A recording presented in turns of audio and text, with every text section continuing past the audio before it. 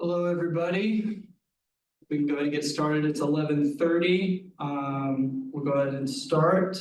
So this is the Kentucky Grid Resiliency Grant Program application overview for year 3. We'll go ahead and start with introductions. So my name is Stephen Barrera. I'm an executive staff advisor here at the Kentucky Office of Energy Policy, and I lead the Kentucky Grid Resiliency Grant Program. A couple of housekeeping things. One, go ahead and please stay muted for the duration of the presentation. We're also going to be using the question or the Q&A platform in the chat. So if you have any questions, just reserve them to the end after I'm done giving the presentation. And then just let you guys know, this is being recorded and will be uploaded to our program webpage. So let's go ahead and get into it.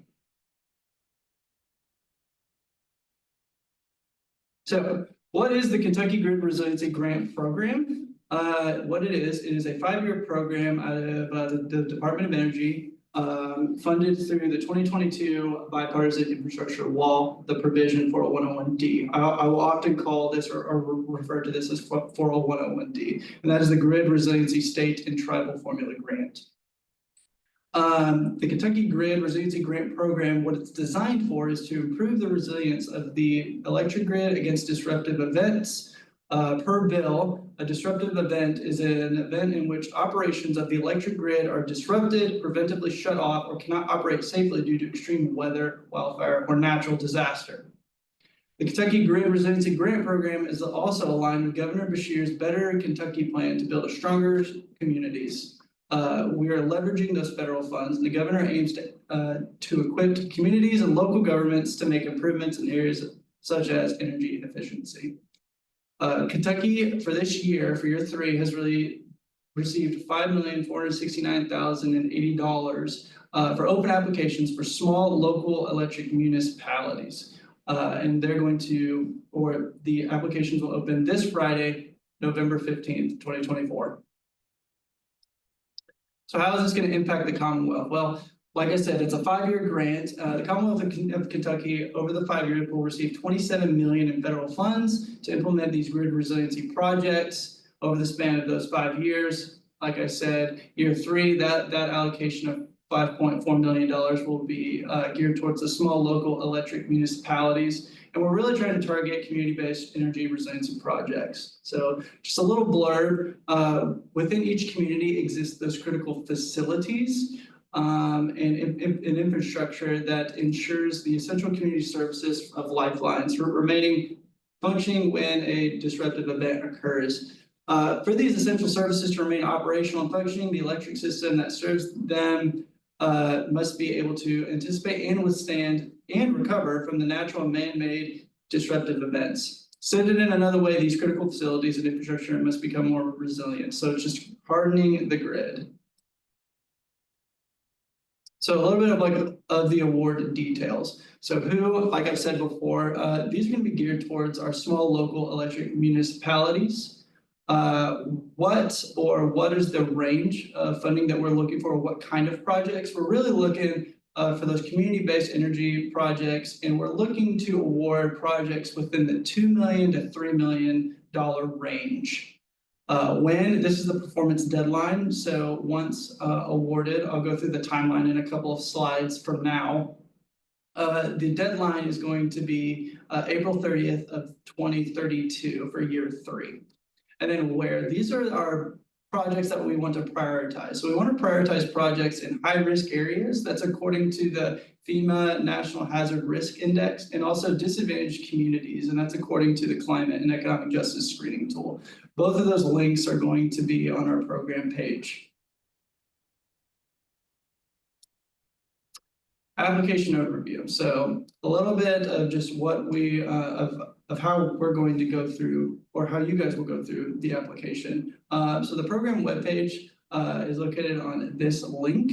Applicants, before you actually fill out your application, we encourage you to read over the application instruction manual and also the Grid Resiliency Funding Application Preview document. So the application instructional manual will actually walk you through what you need to be putting and submitting for the application. And the grid resiliency funding application preview is actually a PDF file of the application portal. We really encourage you guys to look over that as you kind of draft your applications, as it is pretty lengthy. The application can be found at the following jot form. Like I said, it will open this Friday. All application responses must be filed electronically through this page. And the awarded project, those project management plans are subjected to DOE approval. Once those are approved, then we can move forward with that project. So this is what the timeline looks like. So on Friday, this Friday, the application will open. The application open period will go all the way through Monday, December 16th of 2024, and it will end at 4 p.m. Early next year, 2025, the project proposal review, and we will select right around that early 2025 in Q1 those projects. Effectively, July 1st, those contracts for the accepted projects will have an effective date. So those are the timelines that you're looking at. These are the eligible projects. So within 40101D, these are all of the possible projects or activities. Eligible activities is the language that they use that can be used. We have things from like weatherization from technology and equipment, utility pole management, vegetation management, advanced modeling technologies. We have a whole plethora of different things that you can do within your scope. You're not limited to just one, it is any and all. So picking which one is your priority, within that jot form, you will see that you can click and state which of these eligible activities you're going to be doing within your project proposal. Ineligible projects. So these are ineligible activities that you can't do with the 40101D funding. If any of the projects encapsulates the ineligible activities, that project proposal will be void. And that is the construction of new and electrical generating facility or large-scale battery storage facility that is not used for enhancing systems adaptive capacity during disruptive events or cybersecurity. So between those two, these are the ineligible activities under 40101D.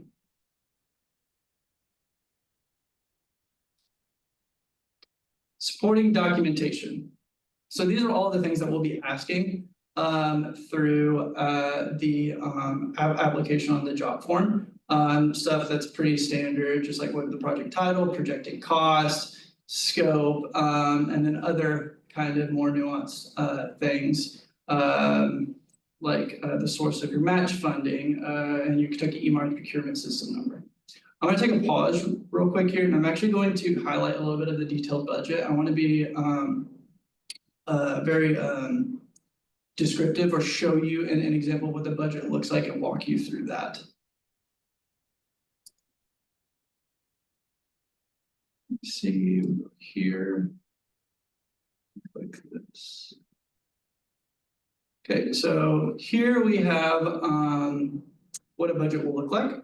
So I'm going to walk through this pretty quickly. So we'll go through these different slides or these different tabs. The first one is the instruction summary tab. This tab you won't really touch. This computates all of the numbers that you will put in on these other tabs. These are going to be our running totals. Also, a word of the wise is to make sure that you're reading the tops of each of these tabs. These are going to give you instructions as you go through each one of these.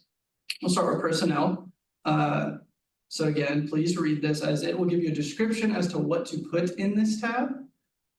With that, this is going to be all of the personnel or all the people that will be working on said project, right? So within your organizations, whomever is going to submit time to working on these projects, they need to make sure that that gets recorded here.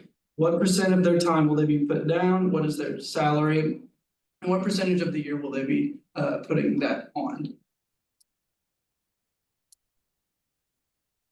We have stuff like fringe, which are benefits that roll from over, travel, equipment, supplies as well. All of these will have different descriptions as to what they are, so please make sure that you're thorough when you're reading this. We have here contractual and then construction. I want to take a moment to kind of differentiate these two. So the difference between or where folks really get confused is whether or not who is doing the construction work of said project. If you as the organization will be doing said construction and you won't be subbing that out to a contractor, you're going to put it here in construction. So if you, the entity will be doing the work of that said project, just put it here. Contractual is whenever you are going to be subbing that money, so you get said funding and you give it to a contractor to do that construction, you need to put that here. We need to make sure that we're differentiating those two. And then we have other and then indirect. So once all of those are lined out, you don't have to use all of these, or you can use some of these. It will all come here and we will see your totals. Take a moment and then we'll go back over to the presentation. Okay.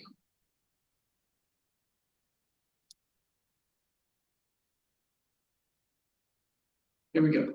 So, like I said, back to the supporting documentation, these are all of the different things, and it's not limited to the different supporting documentation for you. Another thing is the OEP will be using the AIE form 861 data unless data is provided otherwise. Contractual obligations. So if you become an awarded entity, you will enter a contract with the state if your project proposal is accepted. Those effective dates, I've already said this, but will be for July 1st of 2025. And all contracts are subjected to contract review committee approval.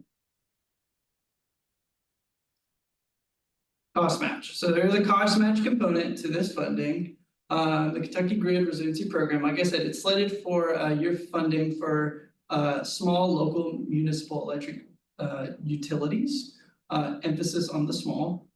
These small utilities are defined by selling less than 4 million megawatt hours of electricity annually. So that's a key component. Because of that, the cost match requirement for those small utilities will be 33% or 1/3 of the amount awarded to them. So whatever amount that you are awarded, it is required that you have that 33% cost match. So just wanted to make sure that that's explicit. You're going to see that in your application on the job form, and we will also ask for where the source of that funding or that cost match is coming from. Other considerations, so this is more of compliancy. Each the application award contract will include federal float down requirements required by US DOE. These requirements are included but not limited to Davis-Bacon, so prevailing wage laws, so how much being paid for the work that's being done. BABA, Build American, Buy American, making sure that the construction of the infrastructure is American made. NEPA. So this is mostly an environmental questionnaire as to what environmental impact will happen from said work, and then the State Historic Preservation Office, or SHPO, if it is touching any buildings that are under state historic preservation, we need to make sure that we're being compliant to that.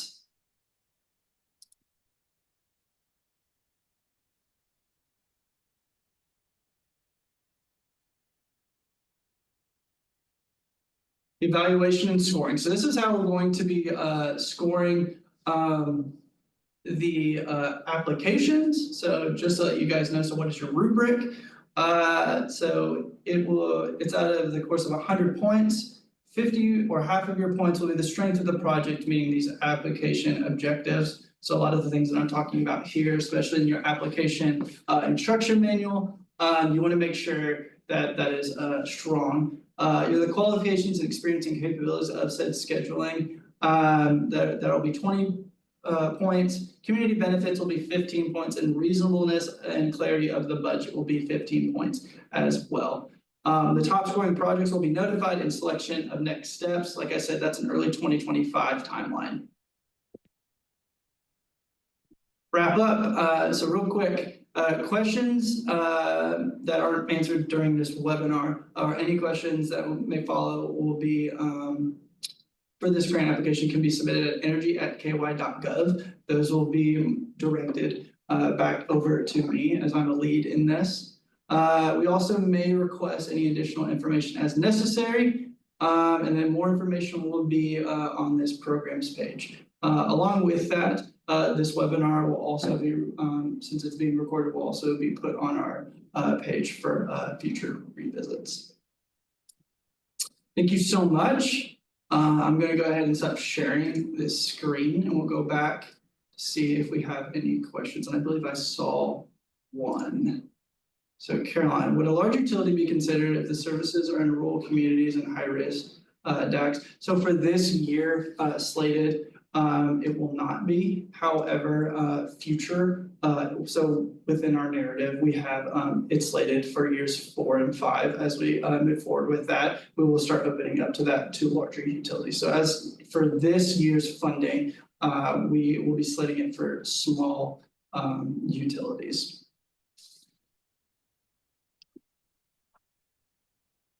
Any other questions that we have?